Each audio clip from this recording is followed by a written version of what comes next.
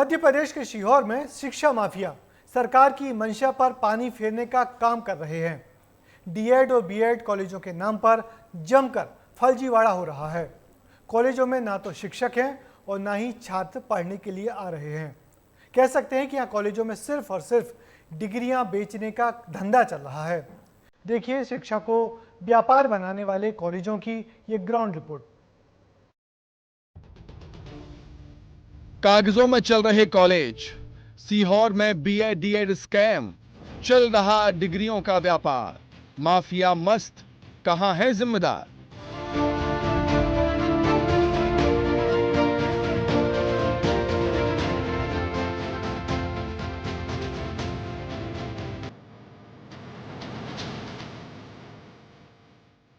सीहोर जिले में जैसे शिक्षा माफिया का पूरा रैकेट चल रहा है, डीएड और बीएड के नाम पर जमकर फर्जीवाड़ा चल रहा है। विस्तार न्यूज की टीम जब इन कॉलेजों में पहुंची तो तस्वीरें चौंका रही थी। 100 छात्रों वाले इन कॉलेजों में सन्नाटा पसरा था। ताले लटके थे, छात्र दिखे नहीं और शिक्षक कहीं नजर नहीं आए। यानी ये कॉलेज सिर्फ कागजों में चल रहे हैं।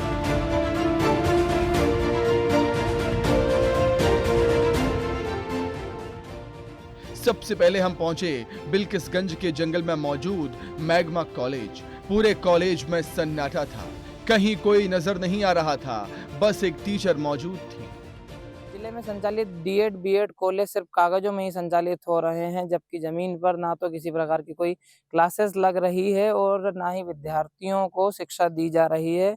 मैं इस समय यहाँ बिल्किसगंज के मैग्नस कॉलेज में मौजूद हूँ, जहाँ पे अभी हमने अंदर जाकर देखा तो किसी भी प्रकार की कोई क्लासेस नहीं लग रही है। पूरे क्लासरूम खाली पड़े हुए हैं।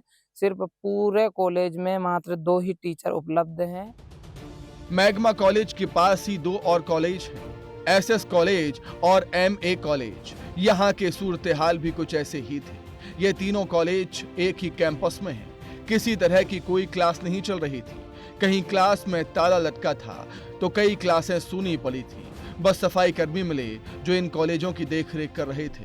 डीएड और बीएड की शिक्षा बच्चों को उपलब्ध कराकर धड़ल्ले से डिग्रियां बेच रहा है कहा जा सकता है, क्योंकि कॉलेज में ताला लगा हुआ है और यह कॉलेज इसी तरह से बंद रहता है। जब हमने स्थानीय लोगों से बात की तो उनके द्वारा भी बताया गया कि भैया कॉलेज तो बंद रहता है, सिर्फ बच्चों की जब पेपर आते हैं तो सिर्फ यहाँ से एडमिट कार्ड देने का कार्य किया जाता है। इसके अलावा पूरे समय यहाँ कॉलेज बंद रहता है।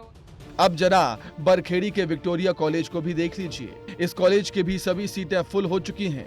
इसी तरह से कॉलेज कागजों में संचालित हो रहे हैं, जबकि मौके पर ना तो कॉलेजों में क्लासेस लग रही है और ना ही किसी प्रकार की कोई बच्चों को शिक्षा दी जा रही है। और कागजों में संचालित होने वाले यह कॉलेज बच्चों से लाखों रुपए फीस वसूल रहे हैं, लेकिन जिम्मेदार इस ओर ध्यान नहीं दे रहे।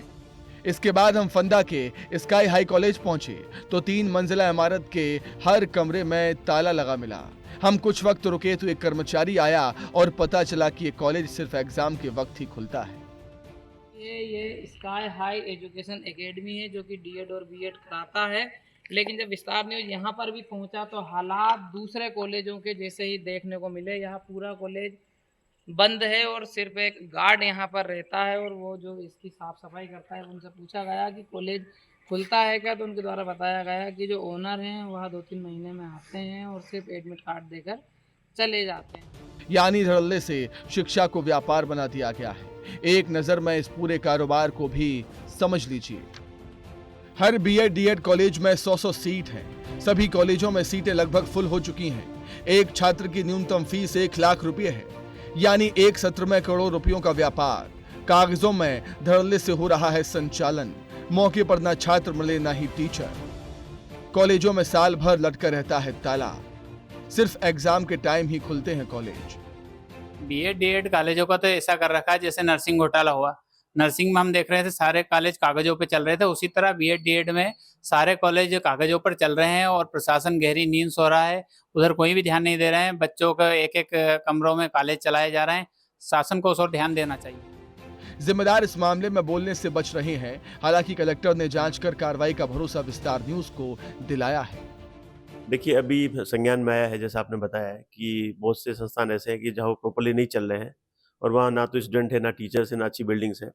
तो जिले में जितनी भी मान्यता प्राप्त संस्था है उनका एक बार हम लोग फिजिकल वेरिफिकेशन करवा लेंगे, और फिजिकल वेरिफिकेशन में जो भी तथ्य आएंगे और जिस भी संस्था उसको मान्यता मिली है उसके खिलाफ हम लोग कार्रवाई, उसको अनुशंसा भेजेंगे कि इनकी मान्यता जो है रद्द कर दी जाए, इनको निरस्त कर दिया जाए। अब देखते हैं क्या कार्रवाई होती है, लेकिन सवाल अभी भी है कि आखिर जब मान्यता दी जाती है तो फिर इन्हें देखने वाला कौन है? क्या सिर्फ इन कॉलेजों में डिग्रियां बेची जा रही हैं? साथ ही सवाल हजारों बच्चों का भी, क्योंकि यहीं से ट्रेनिंग लेकर निकलने वाले बच्चे ही आगे शिक्षक बनकर बच्चों को पढ़ाते हैं। जब ये शिक्षक ही ट्रेन नहीं हो रहे थे, बच्चों का भविष्य क्या होगा? फर्जी तरीके से चल रहे इन कॉलेजों पर कब कार्रवाई होगी, या फिर अधिकारियों की मिलीभगत से शिक्षा का कारोबार चल रहा है? विस्तार न्यूज के लिए अक्षय शर्मा की रिपोर्ट। तो देखा आपने शिक्षा माफिया कैसे भविष्य के साथ खिलवाड़ कर रहे हैं। ये फर्जीवाड़ा तो है ही, स्कूलों में पढ़ने वाले बच्चों के भविष्य के साथ भी खिलवाड़ है, क्योंकि डीएड बीएड में ट्रेनिंग लेकर निकलने वाले छात्र ही स्कूलों में आगे जाकर शिक्षक बनते हैं। और ऐसे में सवाल यही है कि जब सिर्फ डिग्रियां खरीद कर छात्र पढ़ाई कंप्लीट करेंगे तो बच्चों को फिर भला कैसे और क्या पढ़ाएंगे? लिहाजा इस पर सख्ती से कार्रवाई की जानी चाहिए।